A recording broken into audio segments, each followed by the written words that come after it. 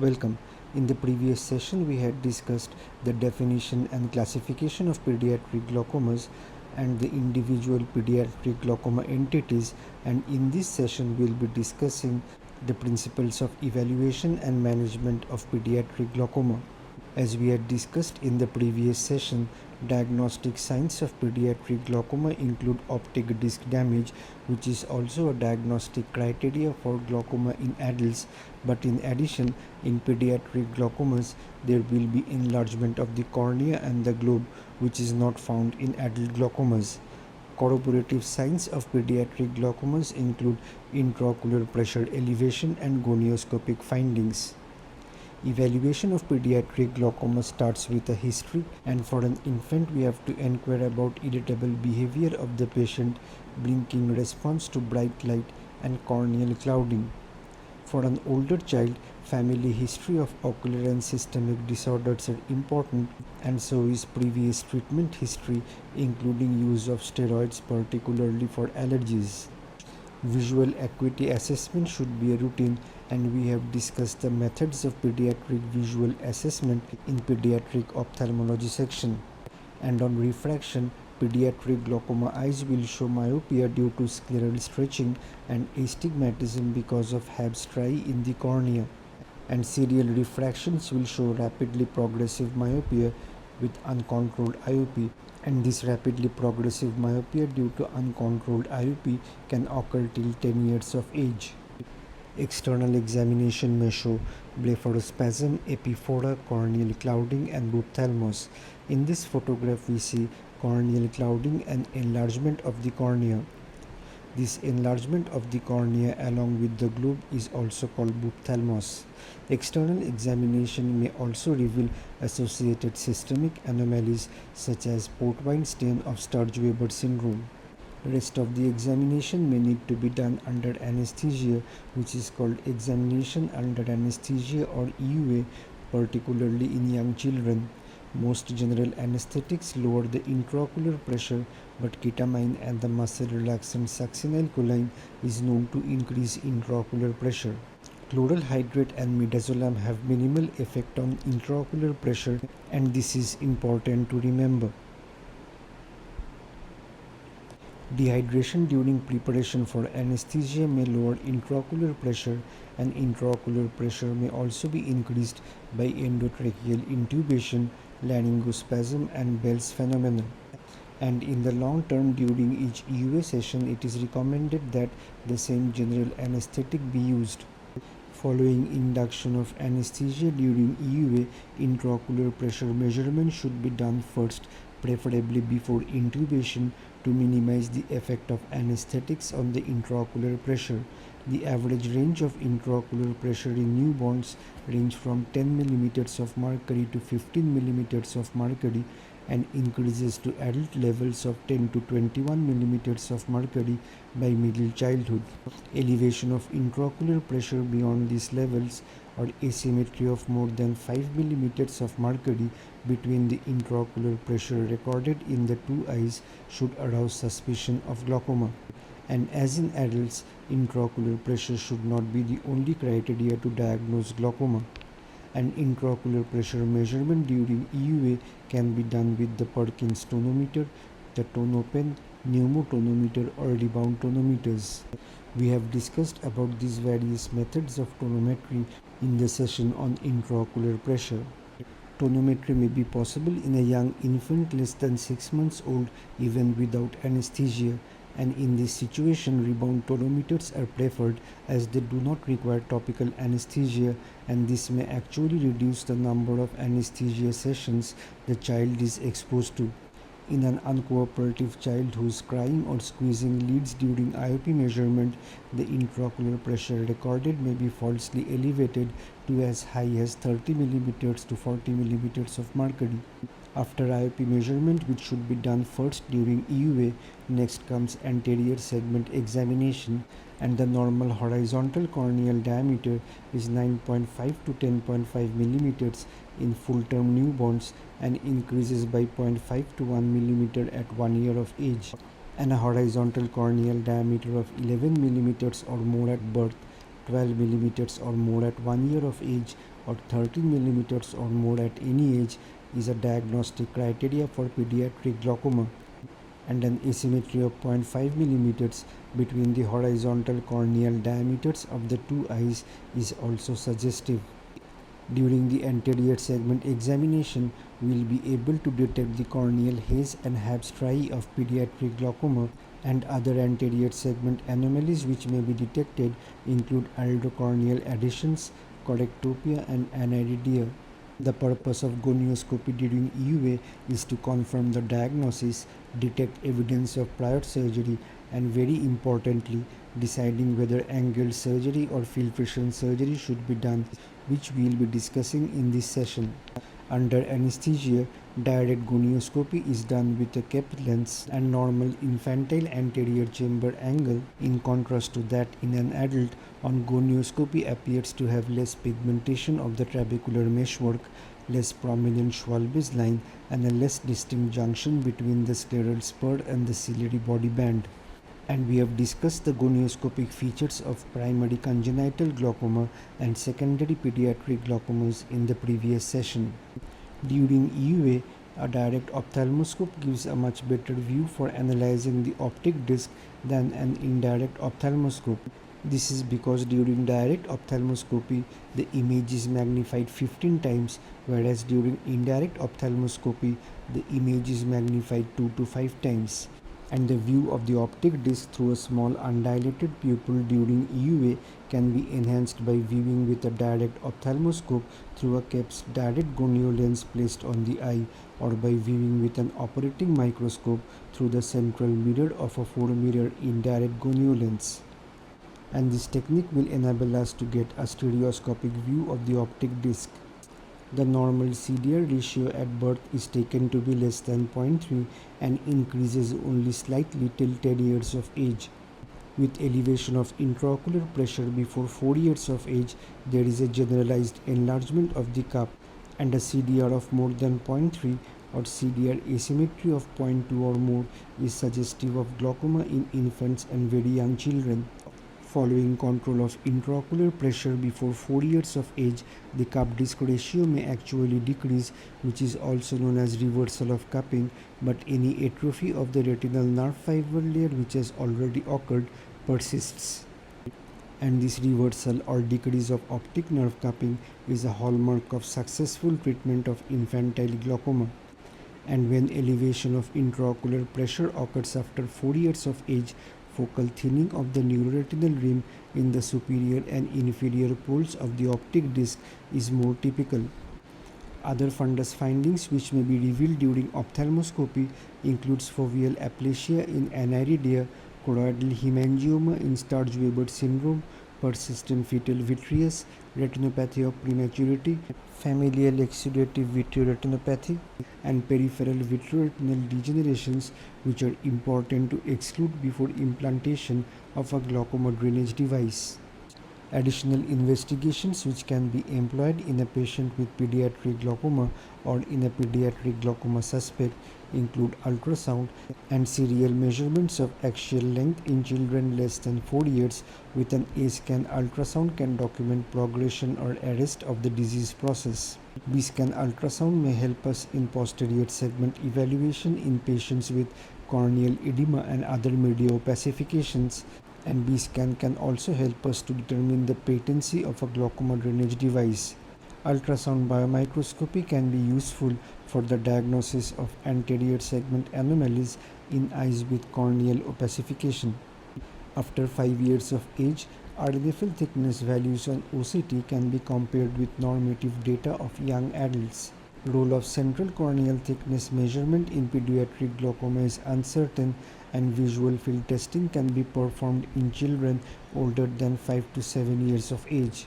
And the mean deviation in the visual field test report needs to be corrected for age, but pattern standard deviation, glaucoma hemifield test, and glaucoma change probability statistic are unaffected by age. On follow-up, in children less than 4 years of age, increase in axial length and myopic refractive error, increase in corneal diameter, as well as progressive increase in cup disc ratio indicates glaucoma progression. and stability or reduction reversal of these parameters indicate adequate control of glaucoma. But in children older than 4 years of age, progression of glaucoma is indicated by optic disc changes only. The definitive therapy for most pediatric glaucoma patients is surgical, but most patients with pediatric glaucomas also require ocular hypotensive therapy following surgery. Ocular hypotensive therapy may be required prior to surgery to lower the intraocular pressure in order to clear the cornea and improve visualization during surgery. Medical management is the first line therapy for juvenile open angle glaucoma, uveitic glaucoma, and glaucoma following cataract surgery. Most ocular hypotensive drugs have not been evaluated for safety in children, but clinical experience suggests that beta blockers, carbonic anhydrase inhibitors, and prostaglandin analogs can be used in children. Beta blockers can cause bronchospasm, bradycardia, and hypotension in susceptible children, and so should not be used in infants and in children with asthma and cardiac disease. A lower concentration preparation, a more selective beta blocker, and nasolacrimal occlusion has been shown to decrease systemic adverse effects. Topical carbonic anhydrase inhibitors have minimal systemic adverse effects but may promote corneal edema, but systemic carbonic anhydrase inhibitors have significant systemic adverse effects and should be reserved for children with high risk of vision loss. Carbonic anhydrase inhibitors, whether topical or systemic, are relatively contraindicated in renal insufficiency and in those with sulfonamide hypersensitivity. Prostaglandin analogs can also be used in children and have minimal systemic adverse effects, but they have been found to be more effective in older children, such as those with juvenile open angle glaucoma, as compared to younger children. What is important to remember is that alpha-2 adrenergic agonists are contraindicated below 2 years of age and is better avoided till teenage years, and this is very important to remember because brimonidine crosses blood-brain barrier and may cause apnea, bradycardia, hypotension, somnolescence, hypotonia, and hypothermia, particularly in infants and younger children.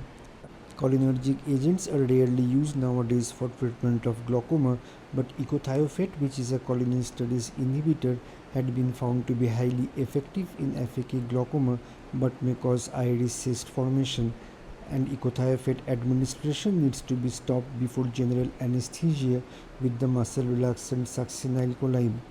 Cholinergic agents are often used intraoperatively during angle surgery to induce meiosis, but cholinergic agents should be avoided in uveitis, asthma, cardiac disease, and urinary tract obstruction.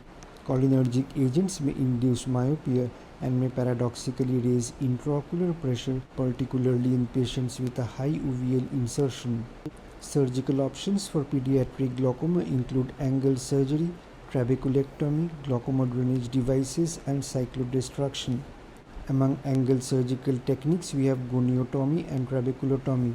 In goniotomy, a needle is passed across the anterior chamber to make an incision along the trabecular meshwork, and in trabeculectomy, a specialized instrument is passed inside the Schlemm's canal and rotated centrally into the anterior chamber to rupture the trabecular meshwork. Angle surgery, whether goniotomy or trabeculectomy, is the preferred definitive treatment of primary congenital glaucoma with a 90% success rate.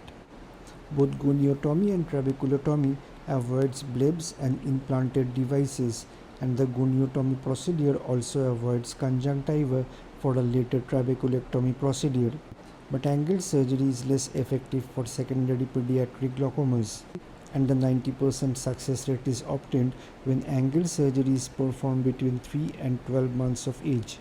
Decision for angle surgery and the type of angle surgery is made after gonioscopy during examination under anesthesia, and this is very important to remember. An open angle is a prerequisite for angle surgery, whether goniotomy or trabeculectomy. And for better visualization through a hazy cornea, preoperative IOP lowering medications can be administered, and intraoperative topical glycerin and epithelial debridement can help.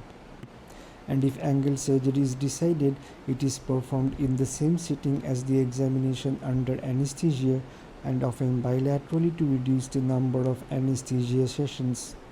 Trabeculectomy can be done irrespective of whether the cornea is clear or hazy, but goniotomy requires a clear cornea, and this is important to remember. And the larger the extent of the rupture created in the trabecular meshwork, the more effective is the lowering of intraocular pressure. Trabeculectomy is often combined with a trabeculectomy but entails bleb-related risks, and the superiority of this combined procedure has not been established. Gonioscopy can be attempted in some cases with secondary angle closure, but it is not effective in aniridia and Axenfeld-Rieger syndrome. Indications of trabeculectomy include failure of angle surgery in primary congenital glaucoma and in situations where angle surgery is known to be less effective. And drawbacks of trabeculectomy include a lower success rate in infants because of an exuberant healing response in these patients, which closes the trabeculectomy ostium, and a lifelong risk of bleb-associated endophthalmitis. Glaucoma drainage devices are indicated when angle surgery and trabeculectomy fails. And when all previous surgical modalities fail, cyclodestruction is indicated. Cyclophotocoagulation achieves IOP reduction comparable to cyclocryotherapy but with a lower incidence of hypotony or phthisis. Difficulties associated with pediatric glaucoma surgery include abnormal anatomy and thin sclera of pediatric enlarged eyes, need for suture closure of all wounds in pediatric eyes as these patients are prone to eye rubbing, thus inducing astigmatism and contributing to amblyopia, keeping in mind the need for repeat surgery and planning for that, and poor adherence to post-op instructions with medicines and eye rubbing. Primary congenital glaucoma has a better prognosis as compared to secondary pediatric glaucomas, but without treatment almost all primary congenital glaucoma patients progress to blindness, and the prognosis is best for patients asymptomatic at birth with onset of symptoms between 3 and 12 months of age, as IOP can be controlled in 90% of these patients. Prognosis is worse with a 50% chance of successful IOP control in primary congenital glaucoma patients diagnosed at birth or diagnosed after 1 year of age, or when the corneal diameter is already more than 14 millimeters at diagnosis. And as many as 50% of eyes with secondary pediatric glaucomas become blind despite treatment. All pediatric glaucoma patients require lifelong follow-up, and this is very important to remember. And this follow-up is required to detect recurrent IOP elevation, which can occur even years later, and to detect complications from previous surgeries. To recap the salient points, pediatric glaucoma patients and suspects should be evaluated systematically. Parents may give a history of irritability of the child, blinking response to bright light, corneal clouding, other systemic anomalies, and exposure to steroids. External examination may show epiphora, blepharospasm, corneal enlargement, and corneal clouding. Refraction may reveal progressive myopia, astigmatism, and anisometropia. Remainder of the examination may need to be done under anesthesia. Chloral hydrate and midazolam affects the intraocular pressure least. Ketamine and succinylcholine may elevate the intraocular pressure, and other general anesthetics usually lower the intraocular pressure. During examination under anesthesia, intraocular pressure should be measured first to minimize the effect of the anesthetic on the intraocular pressure. Normal intraocular pressure in young children may vary from 10 mm of mercury to 15 mm of mercury. Gonioscopy is done with direct gonio lenses such as the Kepes lens during EUA. Normal angle in an infant shows less pigmentation of the trabecular meshwork, less prominent Schwalbe's line, and less distinct separation of the scleral spur from the ciliary body. Optic disc examination under anesthesia can be done through an undilated pupil, either with a direct ophthalmoscope through a Kepes direct gonio lens or with a surgical microscope through the central lens of an indirect 4-mirror gonio lens. Normal cup disc ratio in infants is considered to be less than 0.3. Treatment of pediatric glaucomas is primarily surgical. Hypotensive drops are often started before surgery to clear the cornea and is also often required following surgery for appropriate control of intraocular pressure. Alpha-2 agonists are contraindicated below 2 years of age and should not be used in children. Beta blockers needs to be administered in children with caution. Surgery is often decided and carried out during examination under anesthesia. If the angle is found to be open during gonioscopy, angle surgery which does not involve creation of a bleb is performed either by a goniotomy which requires a clear cornea or with a trabeculectomy. Primary pediatric glaucomas respond better to angle surgery as compared to secondary pediatric glaucomas. Trabeculectomy with antimetabolites is performed when angle surgery either fails or is known to be less effective.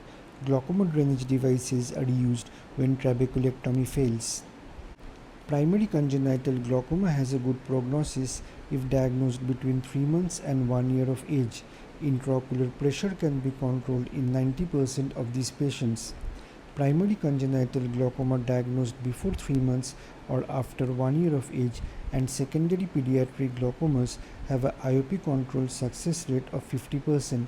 If IOP is not controlled, almost all of these eyes become legally blind. Pediatric glaucoma patients require lifelong follow-up as recurrent IOP elevation can occur even years later and to monitor for complications from previous surgical procedures. Thank you for listening.